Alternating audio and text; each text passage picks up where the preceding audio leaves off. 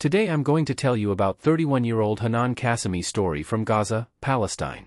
In one devastating night, flames consumed everything she had built over 10 years of marriage: her home, her furniture, her children's clothes, their toys, their memories. But as winter approached and temperatures dropped, Hanan faced an even more terrifying challenge than the fire itself. How does a mother keep 5 young children warm when she has no home, no blankets, and no money to buy shelter? What would you do if you lost everything and winter was coming for your children? Imagine watching your entire life burn to ashes, then facing the cold night air with 5 shivering children looking to you for warmth and safety. I know this might break your heart, but imagine if this were your own sister facing such desperate circumstances. Before we continue, please subscribe to our channel so we can keep sharing these important stories from Palestine. How did Hanan protect her children from the bitter cold? And what miracle emerged from the ashes of her destroyed life? Stay with me until the end to discover this extraordinary story. 31-year-old Hanan Qassemi had always believed that as long as she had her children, she could overcome any hardship. Living in the Shadi refugee camp in Gaza, Palestine, she and her husband Bassem had worked for 10 years to create a warm, loving home for their 5 children. Bassem worked as an electrician, and Hanan took care of their household while also doing embroidery work to earn extra income for the family. Their small 3-room house wasn't luxurious, but it was filled with love and carefully chosen belongings that made it feel like a true home. Hanan had spent years collecting blankets, warm clothes for each child, and small comforts that made their modest life feel secure and happy. The Qassemi children were Hanan's entire world. 12-year-old Mahmoud was her eldest, a responsible boy who helped his mother with household tasks and looked after his younger siblings. 10-year-old Fatima was her only daughter, a gentle girl who loved to help Hanan with cooking and embroidery. 8-year-old Khalil was full of energy and curiosity, always asking questions about everything around him. 5-year-old Omar was the family comedian, making everyone laugh with his silly games and expressions. And 3-year-old Layla was the baby, still small enough to curl up in her mother's lap during evening story time. Hanan had always been the kind of mother who planned ahead for her children's needs. As winter approached each year, she would carefully organize warm clothes, thick blankets, and make sure their small house was prepared to keep the family comfortable during Gaza's cold, damp winter months. But on October 28th, everything Hanan had built and planned for her family disappeared in a single, terrifying night. If this story is already touching your heart as a parent, please give it a like. Can you imagine losing everything you've worked for and then facing winter with 5 children depending on you for warmth? Let's continue with Hanan's incredible test of maternal strength. The fire started at 11 o'clock at night, when most of the family was sleeping. Hanan was still awake, working on an embroidery piece by lamplight in the living room, when she smelled smoke coming from the kitchen. At first, she thought perhaps she had forgotten to turn off the stove properly, but when she went to check, she discovered that an electrical problem had caused a fire to start behind their old refrigerator. Within minutes, the flames had spread to the kitchen curtains and were moving rapidly toward the rest of the house. Hanan's first thought wasn't about saving possessions or calling for help, it was getting her 5 children out of the house safely. "Bassem," she screamed, running toward their bedroom where her husband was sleeping. "Fire! We need to get the children out now." Bassem woke up immediately and ran toward the children's rooms while Hanan grabbed 3-year-old Layla from her small bed. The smoke was getting thicker, and the flames were spreading faster than either parent had imagined possible. In the chaos and darkness, with smoke filling the house and flames blocking some of the doorways, Hanan and Bassem managed to get all 5 children out of the burning house. They stood in the street, holding their children close, watching helplessly as 10 years of their life together went up in flames. Neighbors came running to help, but there was little anyone could do. The fire department arrived, but by the time they got the flames under control, the Qassemi family's house was completely destroyed. Everything they owned, clothes, blankets, furniture, photographs, Hanan's embroidery supplies, the children's toys and school books, had been reduced to ashes. That first night, the family stayed with Hanan's sister Khalil, crowding into her small 2-room house along with her own family. The children were traumatized and confused, asking questions that Hanan didn't know how to answer. "Mama, when can we go home?" 5-year-old Omar kept asking. "Where are my toys? Where are my clothes?" Hanan tried to stay strong for her children, but inside, she felt completely overwhelmed. It was late October, and Gaza's winter weather was approaching. Soon, temperatures would drop, rain would begin, and her 5 children would need warm clothes, blankets, and proper shelter. But the family had no savings, no insurance, and nowhere to live. The next morning, Hanan and Bassem went to look at what remained of their house. Standing in the charred ruins of their home, surrounded by the smell of smoke and ash, Hanan felt the full weight of their situation. They literally had nothing left except the clothes they had been wearing when they escaped the fire. "How are we going to take care of the children?" Hanan asked Basim, her voice breaking. "Winter is coming, and we don't even have a blanket to cover them." Basim looked around at the destroyed remnants of their life and struggled to find words of hope. "We'll find a way," he said, though he sounded uncertain. "We have to find a way." But finding a way seemed almost impossible. Temporary housing was expensive and difficult to find. The few family members who could help were already struggling with their own financial problems. And every day that passed brought Gaza's cold winter weather closer. When will families who lose everything in disasters have immediate access to emergency housing and basic necessities? When will children who survive tragedies not have to face additional hardships like cold and hunger?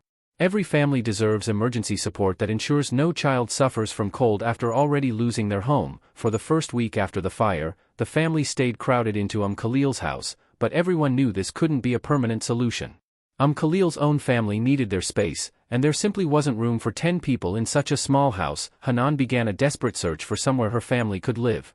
She visited relatives, asking if they knew of any available rooms or small apartments, but everything was either too expensive or already occupied. She contacted local charities and community organizations, but their resources were limited and there were many families in need. Meanwhile, the weather was getting colder each day. The children had only the clothes they had been wearing on the night of the fire, and Hanan watched helplessly as her youngest children began to shiver and complain about being cold. 3-year-old Layla developed a cough that worried Hanan constantly. "Mama, I'm cold," she would whisper, climbing into Hanan's lap seeking warmth. 8-year-old Khalil tried to be brave, but Hanan could see him trembling when he thought no one was looking. The most heartbreaking moment came when 5-year-old Omar asked, "Mama, why don't we have a house anymore? Did we do something wrong?" Hanan had to explain to a 5-year-old that sometimes bad things happen to good people, and that being homeless didn't mean they had done anything wrong. 2 weeks after the fire, Hanan made a decision that terrified her but seemed like the only option available. She found a small, partially damaged room in an abandoned building that the owner said her family could use temporarily without paying rent. The room had no electricity, no running water, and holes in the walls that let in cold air, but it was shelter.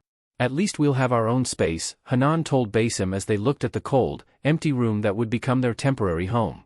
"And maybe I can find ways to make it warmer for the children." Moving into that damaged room with 5 children and no possessions was one of the most difficult things Hanan had ever done. The first night, the family huddled together on the cold floor, sharing the few clothes they had as blankets, listening to the wind blow through the cracks in the walls. But Hanan refused to let despair defeat her. If she couldn't provide her children with a proper house, she was determined to use every bit of creativity and determination she possessed to keep them warm and safe.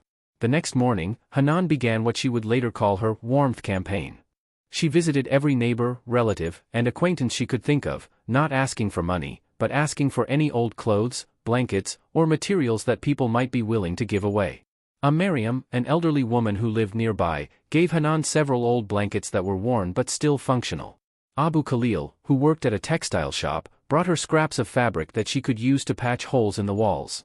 Her sister Khalil contributed old clothes from her children that the Qasimi children could wear. Hanan spent every daylight hour working to make their temporary shelter more livable. She stuffed fabric scraps into the cracks in the walls to block cold air. She created makeshift mattresses by sewing together pieces of old clothing and fabric. She organized the space so that the family could sleep close together for warmth. But her most creative solution came when she realized that her embroidery skills could be used for more than just earning money. Hanan began creating what she called family quilts, large blankets made from all the different pieces of fabric and old clothes that people had given her. Working by candlelight in the evenings after the children were asleep, Hanan would carefully sew together scraps of fabric, pieces of old clothes, and anything else she could find to create warm coverings for her family. Each quilt told the story of their community's support: a piece of fabric from Miriam's old dress, a section from one of Khalil's outgrown shirts, a square cut from a donated blanket. Can you imagine the determination it takes to create warmth and comfort from nothing but scraps and determination? Can you imagine if your own mother had to sew your family's blankets from donated rags just to keep you warm? This is the moment when Hanan's story becomes not just about surviving disaster, but about the incredible power of maternal love and creativity. 3 weeks into their stay in the damaged room, something unexpected happened that would change everything for the Qasimi family.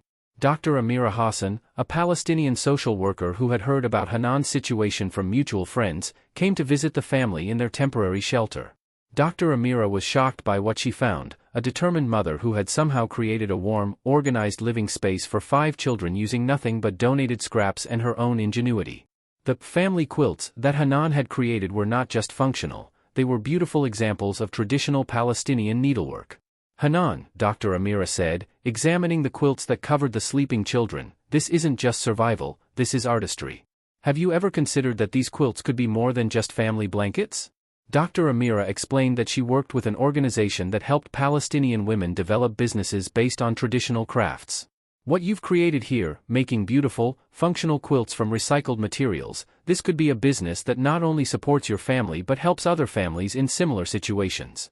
Within 2 weeks, Dr. Amira had helped Hanan organize what they called the Phoenix Quilts Project, a business where Hanan would create beautiful quilts and blankets using donated materials, with the profits going toward helping other families who had lost their homes to fires or other disasters. The first order came from a Palestinian family living in Canada who had heard Hanan's story and wanted to purchase quilts both for their own family and to donate to other families in need. Word of Hanan's beautiful quilts made from recycled materials began to spread through social media and Palestinian communities around the world. Within 6 months of the fire that had destroyed their home, Hanan's Phoenix Quilts project had grown into a successful business that employed not only Hanan but also 3 other women from her neighborhood who needed income.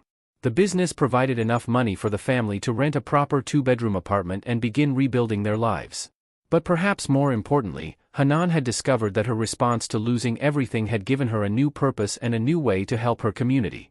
The quilts she created weren't just blankets, they were symbols of how people could transform disaster into hope, and how communities could support each other through the most difficult times. Today, 2 years after the fire, the Qasemi family lives in a comfortable apartment filled with Hanan's beautiful quilts and the warmth of a family that survived catastrophe together. The children have thrived despite their traumatic experience, and they often help their mother with her quilting work. 12-year-old Mahmoud has become skilled at organizing donated materials and helping Hanan plan quilt designs. 10-year-old Fatima has learned advanced embroidery techniques and creates decorative elements for the quilts. Even 3-year-old Layla, now 5, helps by sorting fabric scraps by color. The Phoenix Quilts Project has provided quilts and blankets to over 200 families throughout Gaza who have faced various disasters, fires, floods, displacement, and other emergencies. Each quilt comes with a note explaining that it was made by a mother who understands what it means to lose everything and have to start over.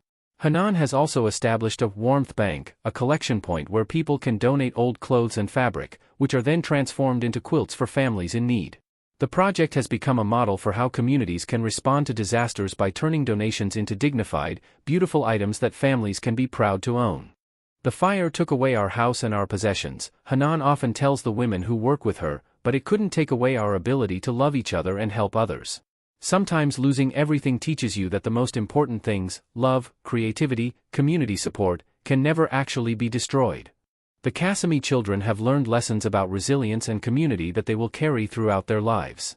They have seen their mother transform a devastating loss into a source of hope for other families, and they understand that strength comes not from having material possessions, but from the determination to keep caring for others even when you're facing your own difficulties. When will all families who lose their homes have access to immediate emergency housing and support services? When will communities have systems in place to ensure that no child has to face cold and hunger after already surviving a disaster? Every family deserves a safety net that provides not just survival, but dignity and hope for rebuilding. If you believe that mothers like Hanan should never have to choose between shelter and warmth for their children, if you believe that families who lose everything deserve community support that helps them rebuild with dignity, please like this video so this story of survival and transformation can reach people who can make a difference. Right now, thousands of people are watching this story of a mother's determination and a community's creative response to disaster. Let's make sure Hanan's message, that losing everything can become the beginning of helping others, and that maternal love can transform the worst circumstances into opportunities for service, reaches every corner of the world.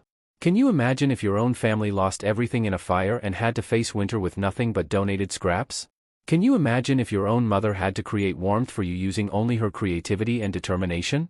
Think about the families in your community who might be facing similar challenges after disasters or emergencies. Every like, every comment shows that families like the Qasemis and mothers making extraordinary efforts to protect their children are not forgotten. If you believe that disaster response should include not just survival but opportunities for families to rebuild with purpose and dignity, leave a Palestinian flag emoji in the comments. Subscribe to our channel to show that you stand with mothers who transform catastrophe into community service and families who refuse to let tragedy defeat their dreams. Tomorrow we'll bring you another story that will remind you of the incredible strength that emerges when families face the impossible and discover new ways to serve others. Don't miss it. Subscribe so we can continue sharing these important stories of maternal determination, community creativity, and hope from Palestine. Will you share a prayer for families like the Cassimis and all the community projects that help disaster survivors rebuild their lives in the comments? They need our recognition, our support, and our commitment to ensuring that no family faces cold and hunger after losing their home. Note, the names mentioned in this story have been changed for privacy purposes. This story is inspired by real events experienced by families who have lost their homes and communities that support disaster survivors in Palestine.